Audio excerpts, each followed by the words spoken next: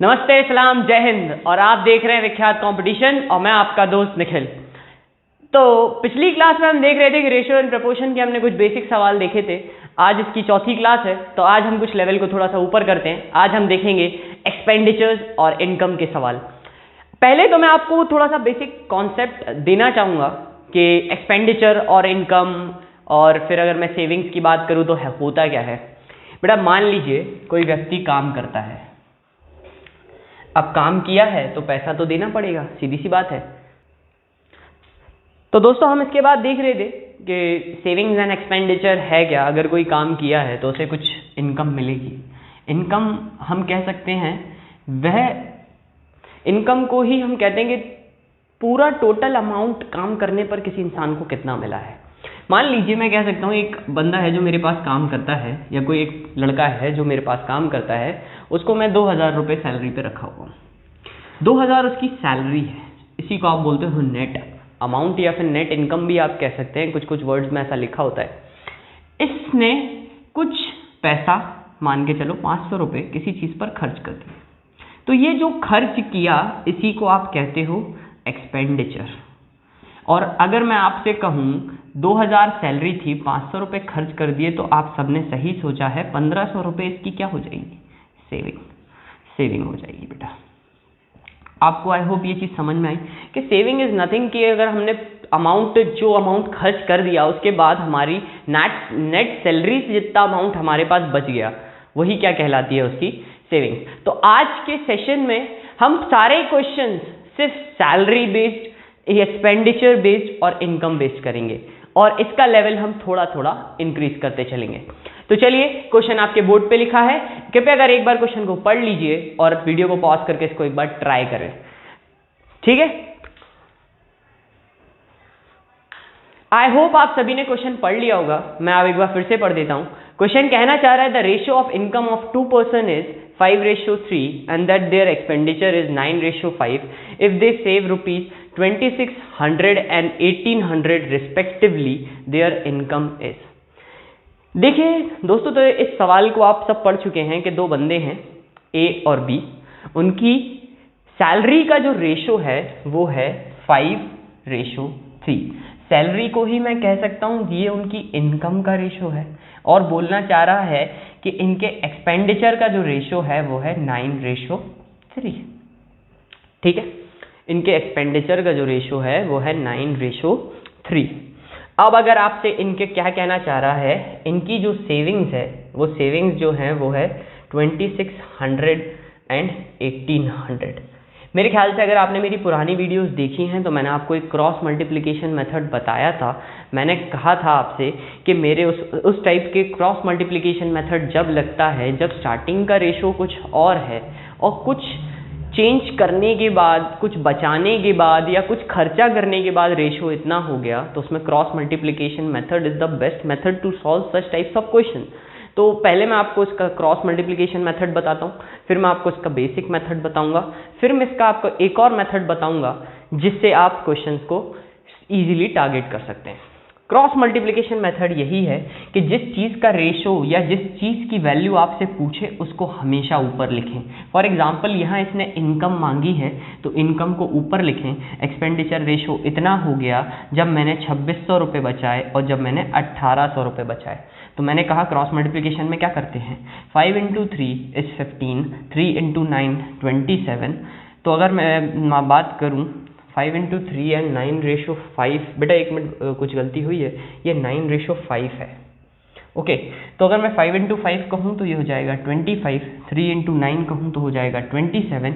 आप यहाँ sign consider मत करिए, आप सिर्फ वैल्यू कंसिडर कीजिए। तो बच रहा है 2 यूनिट। और ये 2 यूनिट कितने के बराबर होगा, अब इन दोनों का क्रॉस मल्टीप्लाई कर लीजिए।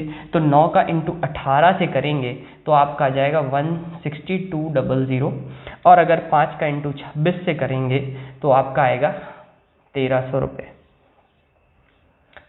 ठीक है बेटा, अगर आप इसको सॉल्व करेंगे तो 16200 में से जब 13000 चला जाएगा तो आप कहेंगे बच रहा है 3200। मेरा 2 यूनिट 3200 के बराबर हुआ, तो ये बताइए भाई कि 1 यूनिट कितने के बराबर, 1 यूनिट हुआ मेरा 1600 के बराबर। अब आपसे पूछा था इन दोनों की इनकम बता दीजिए। इनकम का रेशो क्या है भाई, 5 और 3। अगर मैं कहना चाहूँ अगर 5 है, एक यूनिट अगर 1600 के बराबर हुआ तो भाई दोस्त 5 कितने के बराबर हो जाएगा, आप बोलेंगे 15 × 1600, तो यह आ जाएगा आपका 8000 रुपये।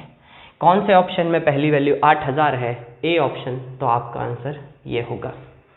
आई होप आपको ये चीज़ समझ में आई होगी। अब हम देखेंगे इसका नेक्स्ट मेथड। तो चलिए गाइस, अब इसका मैं थोड़ा सा आपको बेसिक मेथड बताऊंगा, आप देखिए इसको बेसिकली कैसे किया जाएगा। अगर आप क्वेश्चन को समझते हैं, अगर हम दो भाई लोग, तो एक बात बताइए क्वेश्चन कहना क्या चाहता है। क्वेश्चन आपसे ये कह रहा है कि इनकी इनकम का जो रेशो है वो है 5:3 और इनके एक्सपेंडिचर का जो रेशो है वो है 9:5। एक बात बताइए, अगर आप लोग बचपन में, मतलब हम लोगों ने 6-7 क्लास में एक चीज़ पढ़ी होती है, that is called basic method. अगर किसी चीज़ का रेशो नहीं पता होता है तो उसके साथ x जोड़ देते हैं। मान लीजिए उसकी इनकम है 5x और 3x। अब अगर आप एक बात बता दीजिए, मैंने आपको अभी बताया सेविंग्स क्या होती हैं। सेविंग्स इज नथिंग, आपने टोटल इनकम में से कितना पैसा खर्च कर दिया, उसके बाद जो चीज़ बचती है वो सेविंग है। तो उसी तरह अगर आप इनकम में से सेविंग माइनस कर देंगे तो क्या मिल जाएगा आपको, वो है पैसा जो आपने खर्च किया होगा, that will be so called expenditure. तो मैं कह सकता हूं अगर मेरा 5x और 3x इनकम थी, तो अगर 5x में से ए कितना पैसा बचा रहा है, 2600 माइनस कर दूं तो ये एक्सपेंडिचर होगा ए का, और अगर 3x में से 1800 माइनस कर दूं तो ये एक्सपेंडिचर होगा बी का। और इनका रेशो आपको कितना दे रखा है, 9/5। अगर आप इसको अगेन क्रॉस मल्टीप्लाई करेंगे, सॉल्व करेंगे, यहाँ से x की वैल्यू अगेन आपको कितनी मिलेगी, 1600, और आप इसको उठा के अगर इसके अंदर रख देंगे तो आप बोल देंगे ए की सैलरी होगी 5 × 1600 और बी की सैलरी होगी 3 × 1600। 5 × 16 इज 80, तो इसकी सैलरी हो गई 8000 और 6 × 3 is 4800 is the salary of B. तो आप देखिए कौन सा ऑप्शन है, ए ऑप्शन। आइए मैं आपको एक और चीज़ बता सकता हूँ, कभी कभार क्वेश्चंस में वो चीज़ें भी लग जाती हैं। फॉर एग्जांपल अगर मैं कहना चाहूँ कि कुछ क्वेश्चंस ऑप्शन से भी बहुत आसानी से हो जाते हैं। आइए एक नज़र हम ऑप्शन पे मारते हैं। ऑप्शन पे कैसे मारेंगे, बट एक बात बताइए गाइस, अगर ये इनकम का रेशो है तो अगर रेशो को मैं सिंप्लीफाई करूँ तो 2 0 से 2 0 गए, तो आप बोलोगे, आपने कहा 16 पंचे 80 और 16 तिया 48, रेशो मिल रहा है 5:3, तो आप कहेंगे क्या यही मेरा इनकम का रेशो है, 5:3 है, तो ये ऑप्शन हो सकता है। अभी सिर्फ होने वाली कंडीशन है, अभी हम इसे पक्का नहीं कह सकते। हो सकता है कि एक से ज़्यादा रेशो ऐसे हों कि जिनका ये सेम आ रहा हो, तो हमने कहा ये एक ऑप्शन हो सकता है। फिर मैंने कहा अगला ऑप्शन चेक करते हैं। अगले ऑप्शन में देखिए, आप बोलेंगे 6 10 60, 6 6 36, अगेन रेशो है 5:3, तो मतलब ये भी एक ऑप्शन हो सकता है। अगर मैं इन दोनों को देखूं तो आप देखिए ये अभी भी 5:3 है, तो this is again an option. 2 option फिर कट गए, पर 90 और 54 तो हरगिज नहीं हो सकता। आप सॉल्व करके देख लीजिएगा, तो डी ऑप्शन आपका एलिमिनेट हो गया।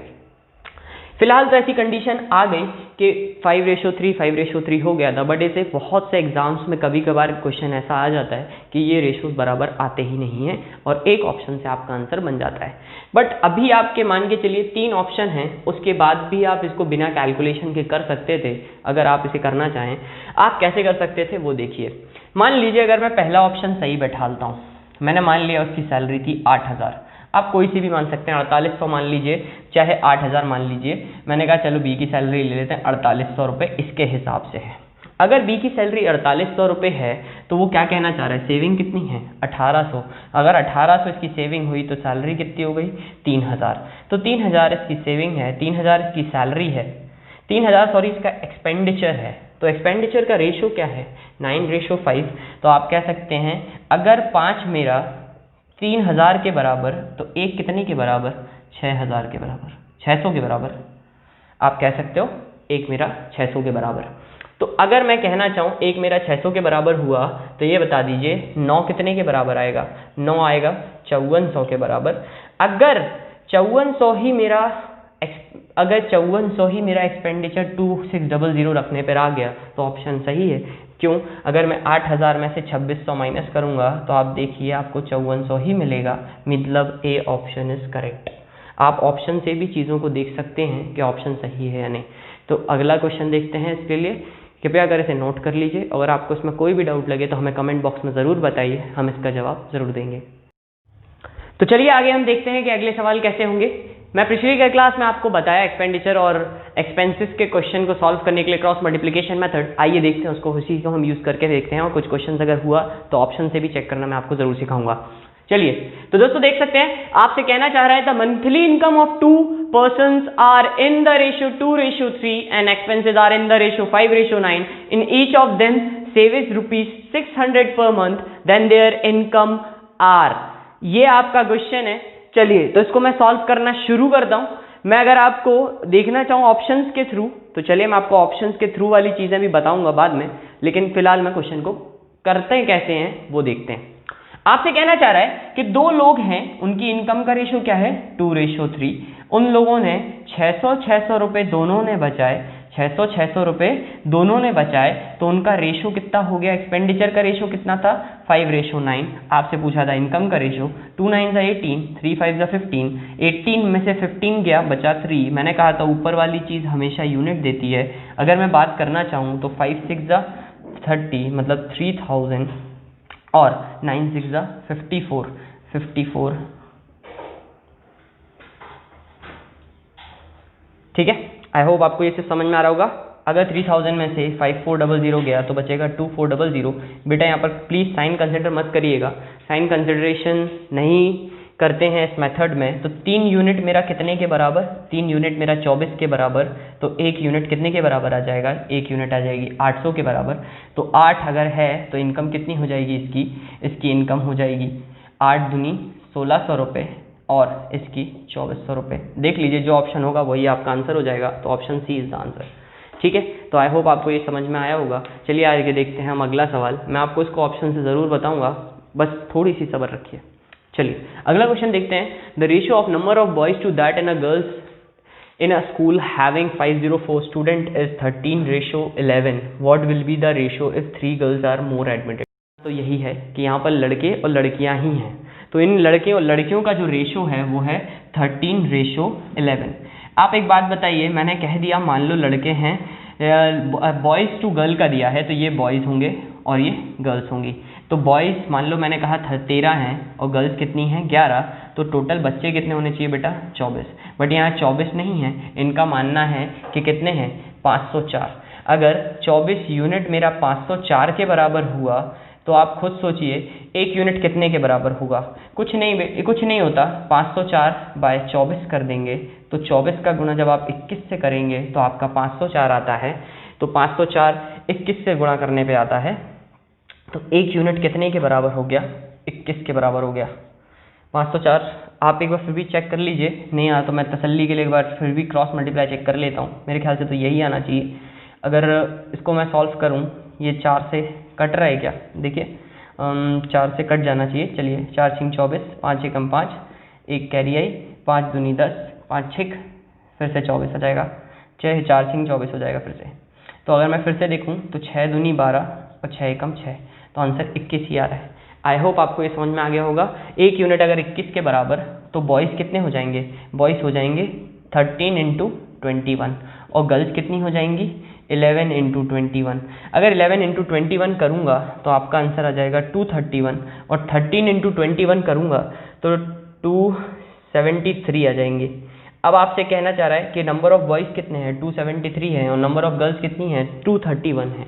अब मान लीजिए अगर 3 गर्ल्स और आ जाएंगी तो गर्ल्स कितनी हो जाएंगी 231 में आप 3 ऐड कर देंगे तो हो जाएगा 234, और नंबर ऑफ बॉयज़ तो चेंज हुए नहीं हैं, तो नंबर ऑफ बॉयज़ ही रहेंगे 273। अब आप देख लीजिए अगर ये किसी चीज़ से कैंसिल हो रहा है तो कैंसिल कर दीजिए। जैसे कि यहाँ 3 से कट रहा है तो मैं 3 से काट सकता हूँ, 3 नाम 27, 3 एकम 3 मैं बोलूँगा, फिर यहाँ पर 3 7 21, 3 8 24।